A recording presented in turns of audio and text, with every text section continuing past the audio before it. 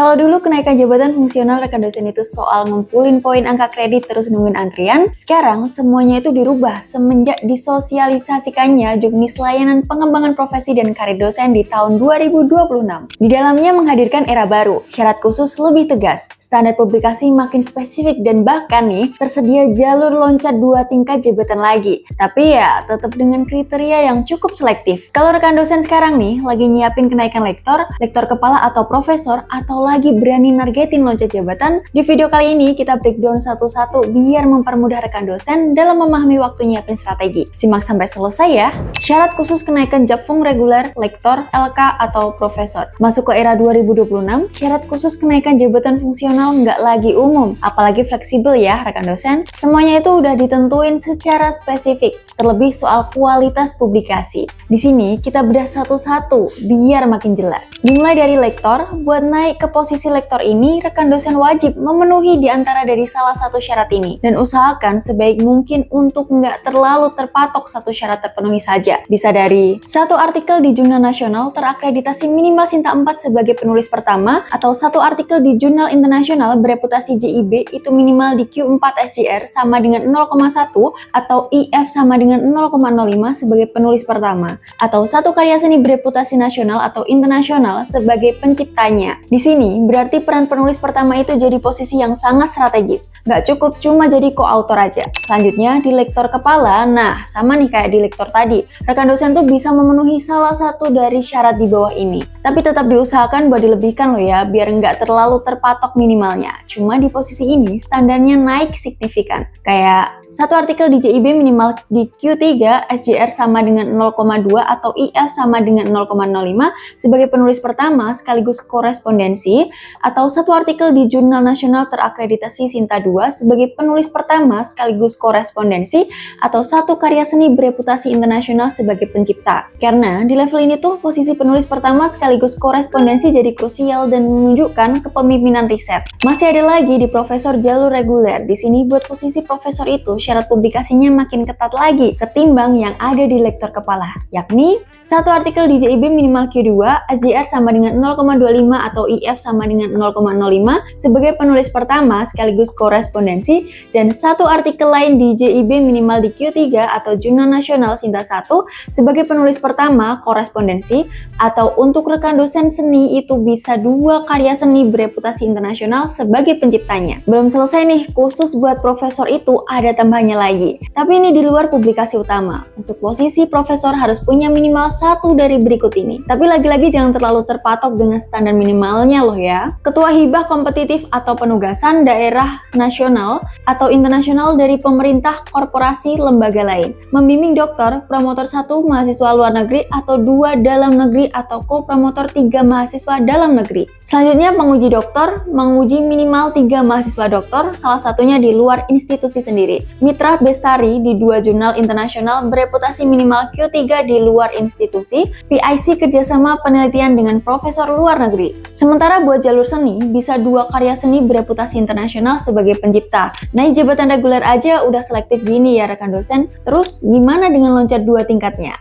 Ini baru masuk ke ujian aslinya. Ngomong-ngomong soal karir dosen, ternyata yang bikin capek itu bukan ngajarnya, ya nggak rekan dosen? Tapi administrasi dan kewajiban karirnya ya. Kita harus paham RPS, ngurus PKD, ngerti sistem sister, nyusun roadmap penelitian, sampai mikirin target publikasi ke jurnal Scopus atau Sinta. Dan jujur, banyak dari kita belajar itu semua sendiri, trial dan error. Nah, kalau rekan dosen ngerasa di posisi itu, coba deh cek e-course karir dosen dari duniadosen.com. Di sana ada kumpulan e-course khusus pengembangan karir dosen, mulai dari cara menyusun RPS yang rapi, memahami akun sister biar nggak bingung saat pelaporan, bikin roadmap penelitian jangka panjang, sampai strategi supaya risetmu bisa tembus publikasi bereputasi. Belajarnya fleksibel, bisa diakses kapan aja, dan materinya memang dibuat khusus untuk realita dosen di Indonesia dan ada sertifikat 10 JP sebagai bukti pelatihannya. Semua solusi memahami karir dosen ada di e-course karir dosen. Akses linknya di sini, atau cek di deskripsi video ini ya. Siapa tahu ini bisa bantu kamu naik level lebih cepat sebagai dosen.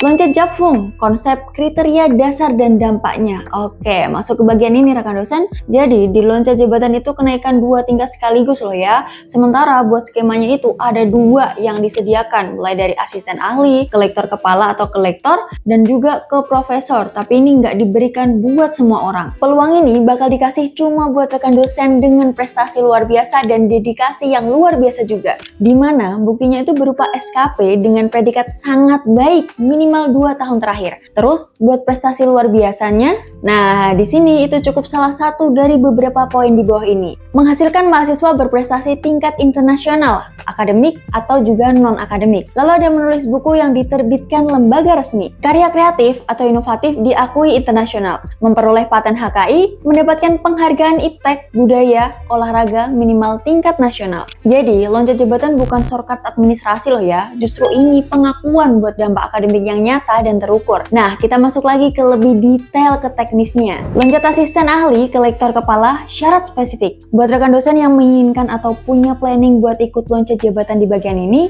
ada beberapa syarat umum nih yang perlu diperhatikan sebelum menghadapi secara langsung. Pertama, minimal 2 tahun menduduki asisten ahli, lalu ada ijazah doktor atau doktor terapan subspesialis, lalu ada penuhi syarat khusus karya ilmiah dan juga karya seni, lalu penuhi syarat kenaikan reguler ke lektor kepala. Tapi ada syarat khusus karya ilmiah yang bisa dibilang jauh lebih berat dan ini bisa jadi patokan rekan dosen untuk mempersiapkannya. Syarat khusus karya ilmiah AA ke lektor 2 tingkat. 4 artikel di jurnal internasional bereputasi mulai dari 2 artikel Q2 dengan SJR di 0,2 atau IF di 0,05 sebagai penulis pertama sekaligus korespondensi, 2 artikel Q2 dengan SJR di 0,25 atau IF di 0,05 sebagai penulis pertama, dan ini semua artikel ini nih nggak cancelled atau coverage discontinue waktu dinilai. Buat jalur seninya, ya bisa di 4 karya seni monumental bereputasi internasional sebagai pencipta. Jadi ini bukan standar rata-rata loh ya, ini jadi standar rekan dosen dengan produktivitas global sejak awal karir. Terus buat loncat ke profesor, syaratnya lebih ekstrim lagi nih,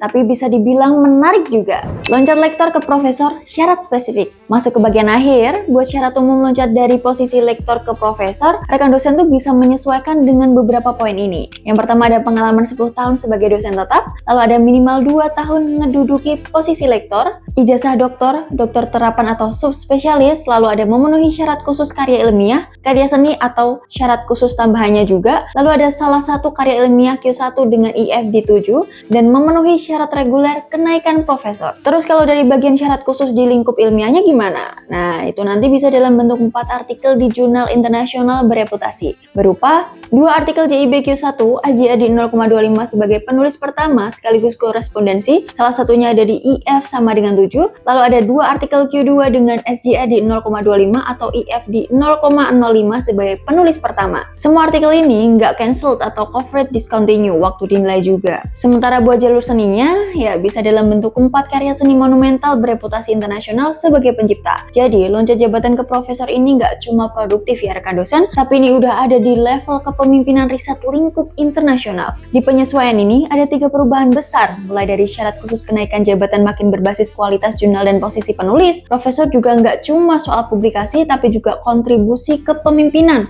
dan loncat jabatan yang tersedia. Tapi cuma buat rekan dosen dengan rekam jejak luar biasanya. Kalau rekan dosen nargetin lektor, lektor kepala atau bahkan profesor bisa memulai buat memetakan publikasi dan posisi penulis dari sekarang. Kalau video ini bermanfaat, jangan lupa klik subscribe dan share ke rekan dosen lainnya. Like dan komen di bawah ini apa yang perlu kita kulik lagi seputar karir dan akademik dosen. Sampai jumpa di video selanjutnya.